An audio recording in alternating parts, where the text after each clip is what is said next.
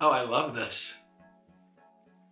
I need to watch more of those reaction videos so I know what I'm supposed to be doing at moments because I'm just swept away by this song.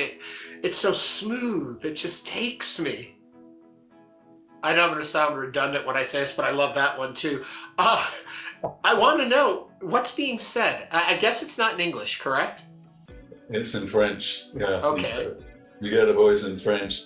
I think in this song, uh, It's beautiful, by the way. Absolutely beautiful. right. I was reminded of what Paul Anka wrote for Frank Sinatra. Regrets, I've had a few. Right. And I think one of the kinds of reflections of being older in this album is sometimes when we look back to years and years ago and how stupid we were. and all the wrong decisions and the childish things we thought and did and said.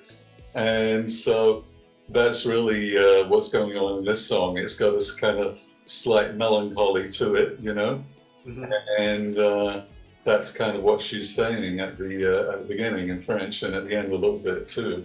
It's the same kind of thing that I have in the lyrics. Who is it that's speaking? It's somebody from my church. It's a lady that sings in my choir. Really? Well, let her know. It works. You liked it? Okay, you're a fan. I love that, yeah. And I'll say back on, was it Secrets album, when the instrumentals that brought into the songs that came out seemed like there was more of that on tracks on that particular album. And listening to it back in the day, I would kind of want to get to the song part more and jump over those instrumentals. In this one, I just feel like they are there correctly. Not that they were incorrect before, but it feels like it's so woven into the song so perfectly, and it feels part of it all. It feels as a whole. So that's what's so fascinating to me about the whole album, if I understand correctly, is kind of a single track on each side of the, well, I bought both the vinyl and the CD when I bought them the other day. So. Something that I've discovered from the fans is that they really like the instrumentals we used to do, Mm-hmm.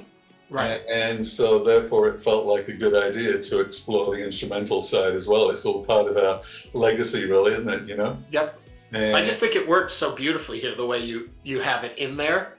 And I feel like I'm listening to something, epic is probably a bit grandiose of a word, but I'll use it, because it feels like a piece, not a bunch of songs. And I think that's really so rare these days. We get everything given to us in little spoonfuls. So I like being able to go on a journey.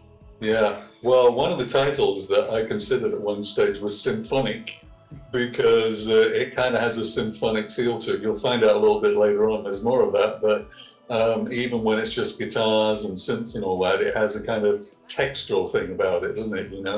There's a lot. So you're gonna rescore it so you can take it around to symphonies?